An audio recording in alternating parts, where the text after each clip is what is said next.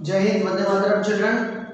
In first part, I introduce what is exactly subsidiary book and different part of subsidiary book I explained you. Here we are going to start the sums. Okay, in which first part we will try to understand the purchase book, sales book, purchase return and sales book, sales return book, sorry, and the single column book we will try to understand first of all. Okay, here I have taken illustration number 7, page number 126 in old book. Is it clear? And it is saying that from the following transaction prepare the purchase book, sales book, purchase return book and sales return book of Sri Hasmukh Bhai. Okay. First sum, purchase goods rupees 10,000 from Dhruil at 10% rate discount, bill number 110. So you can see here 10,000 is the cost of goods. If you will find 10% rate discount, it is 1,000. If you will deduct this one from here, it becomes 9,000. So 9,000 I have written here. Okay, Dhruvil's account invoice number is 110 that I have mentioned there, and amount is 9,000. How it has come, just now I explained you. After that, third day, purchase goods rupees 4,000 from Komal. Okay, 10% cash discount and credit 2 month. अब आप लोग सोचोगे यहाँ पे cash discount word दिया हुआ है तो डेफिनेटली ये कैश बुक में आएगा, यहाँ पे नहीं आएगा. But see further credit 2 month, 2 महीने के उधारी पे दिया हुआ है, यानी कि इसका इंटरप्रिटेशन ऐसा है कि अगर 2 महीने के अंदर अगर वो पैसा क्लियर करेगी तो ये डिस्काउंट मिलेगा, अदरवाइज नहीं मिलेगा. यानी सॉरी 2 महीने की तो उधारी है ना भाई, तो definitely this is the subject of purchase book. So we are writing here third date, Komal account, no discount mentioned here because it is the cash discount, trade nahi hai, so we will not write here anything, directly we will write the amount. No invoice number is there and your amount is 4,000. So write here 4,000. Is it clear? Next is your 7th date.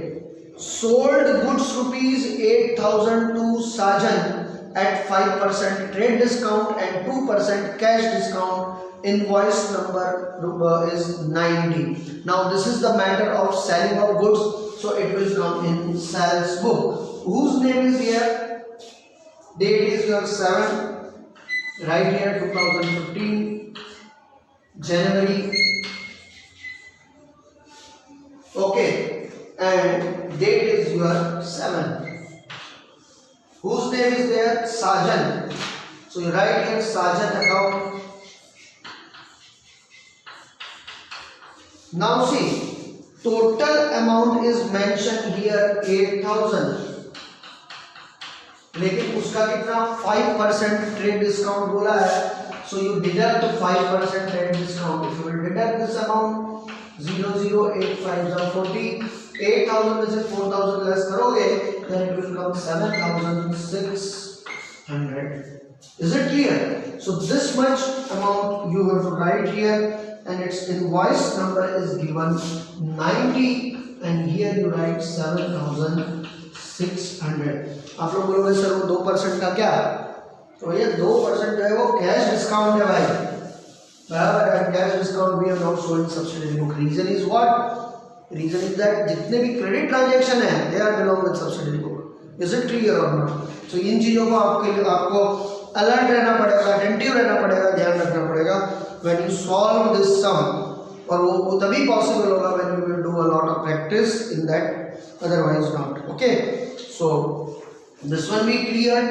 After that 10th date, क्या बोल रहा है यहाँ पे? Purchase goods rupees 4,000, cash memo number 30. See party का नाम दिया नहीं है, कैश मेमो है, यानी this entry is subject to cash book, not subsidiary book. Why? Because again I am telling you subsidiary book is the subject of credit transaction, and that is again related to purchase and sales of goods.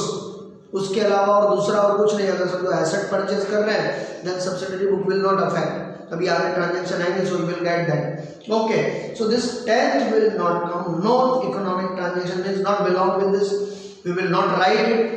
Now see 11th one, goods of rupees 2000 returned by Sajan for which credit note 15 was sent to him।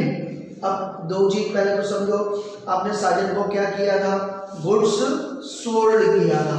अब आपने साजन को goods sold किया है, साजन ने जो आपने goods बेचा था उसको रिटर्न किया है, यानी कि सोल्ड गुड्स ही रिटर्न, तो ये हमारे लिए क्या हो गया, sales return. So that one we will write in the book of sales return।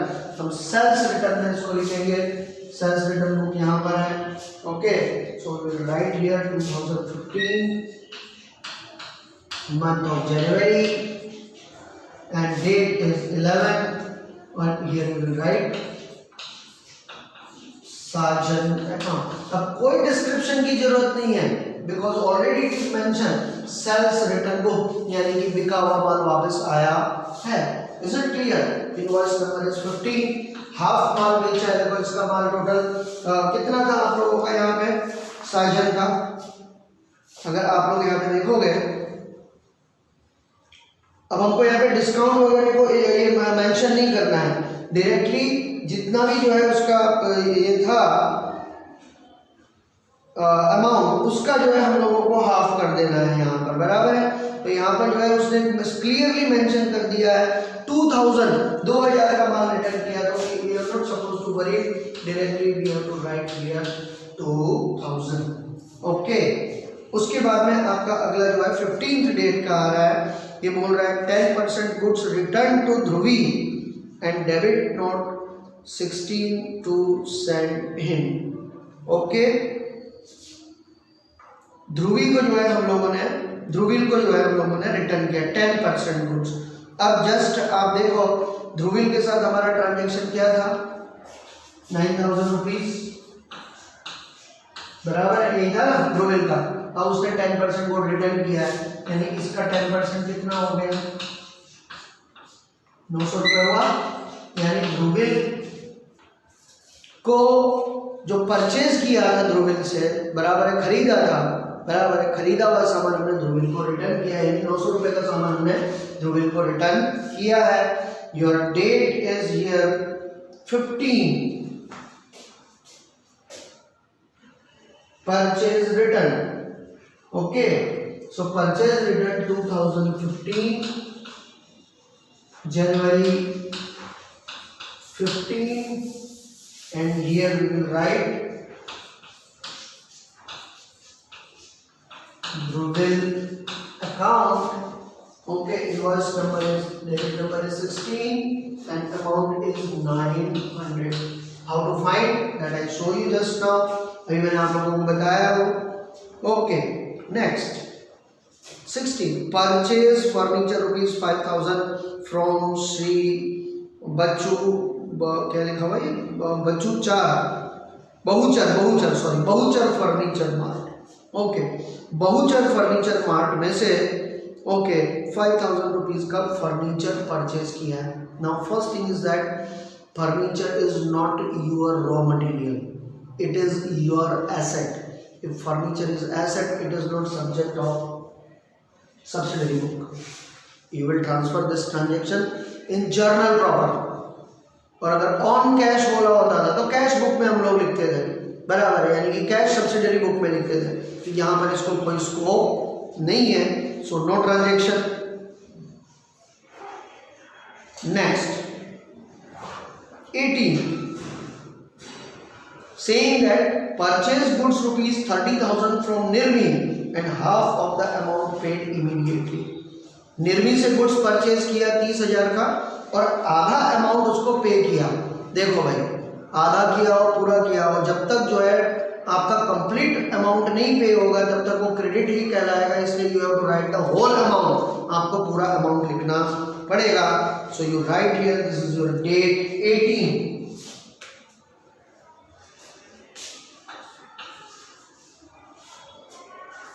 Okay, and who is निर्मी,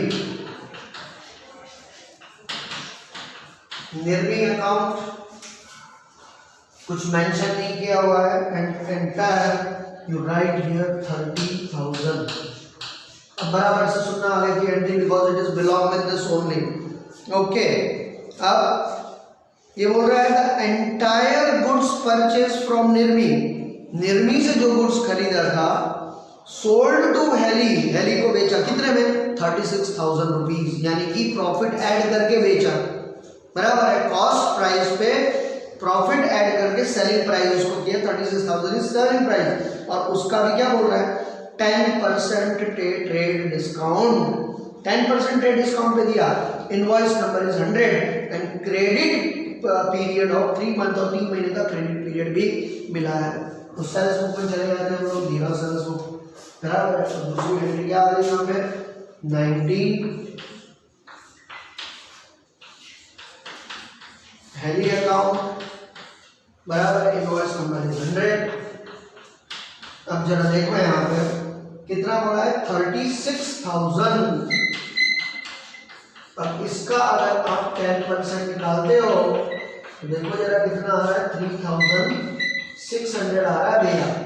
अब डिडक्ट करोगे तो 0 0 10 में से 6 लेस करोगे 4, 5 में से 3 लेस करोगे 2 और इधर 3। Okay, 32,400। So this much you will write here 32,400. How it has come, just I have shown you. ये सब चीजें आपको ध्यान में रखनी है, and with the help of calculation you have to do. Okay, so what you have to do mentally, you just cancel the 2 zeros, so it will remain 360 multiplied by 10. Okay, and that much amount you subtract by 36,000, so immediately you will get this. Is it clear? This is the way. तो ये एक काम हो गया आप लोगों का। अब आगे क्या है उसके बाद में, बराबर से सुन लो, ये एंट्री बहुत इंपॉर्टेंट है।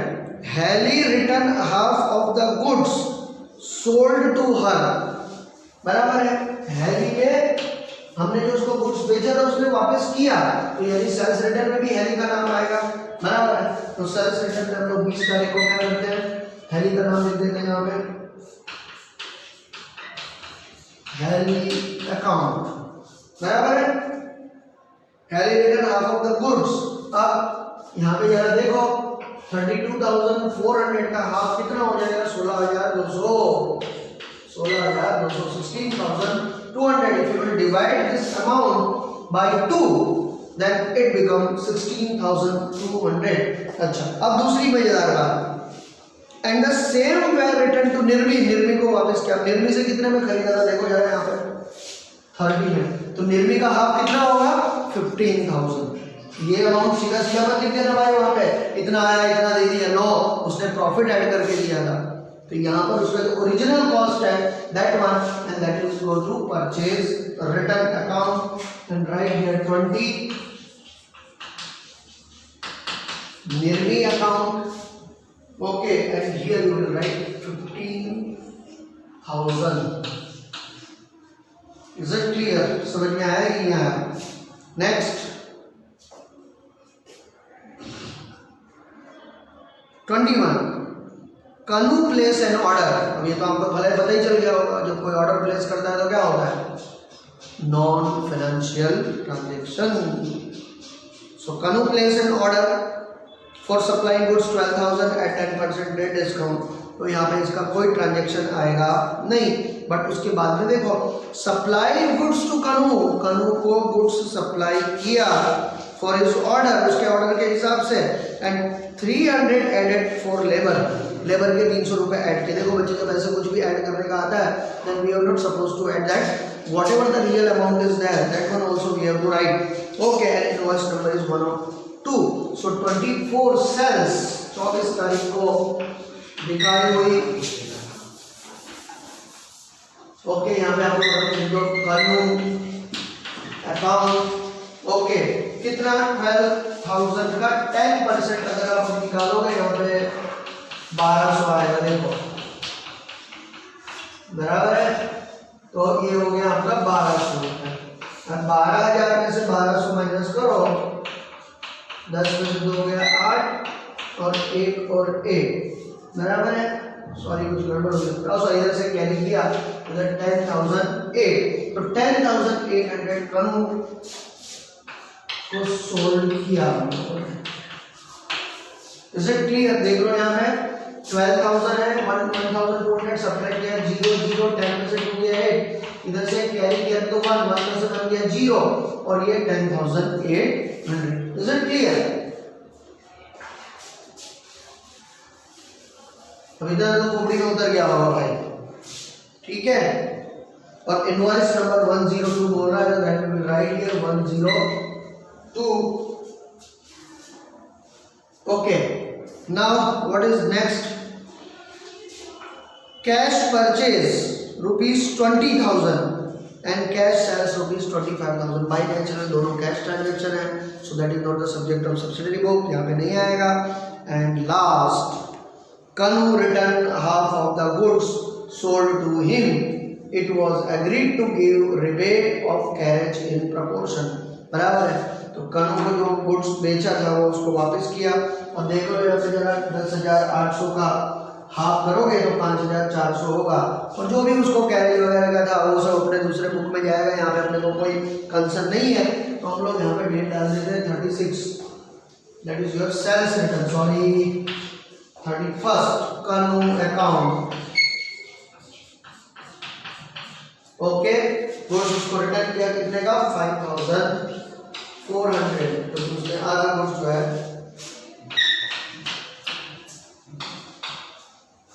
And like this way we have completed this. यहाँ पे ये खत्म हुआ। आप लोगों को भी समझ में आ रहा होगा किस तरह से फाइंड आउट करते हैं। उसकी वर्किंग नोट भी बाजू में दे रखी है बच्चों, so that if you will see you will get the idea. वैसे मैंने तो आप लोगों को एक एक चीज़ यहाँ पे एक्सप्लेन करके दी है, तो you can just see it. एक बार जरा इसको देख लो, नजरें घुमा लो, नजरें इनायत कर लो अपनी, बराबर है।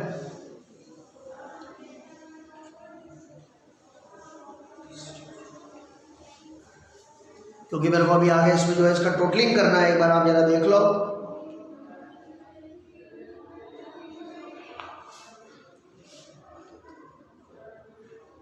अब देखो बच्चों, if you will add all these, इन सब को प्लस करोगे तो इट कम्स 43,000। इन सब को ऐड करोगे इट इज 50,800। इन सब को ऐड करोगे 15,900 और इन सब को ऐड करोगे 23,600 and our sum is over. Okay, bye, see you all of you and all the best.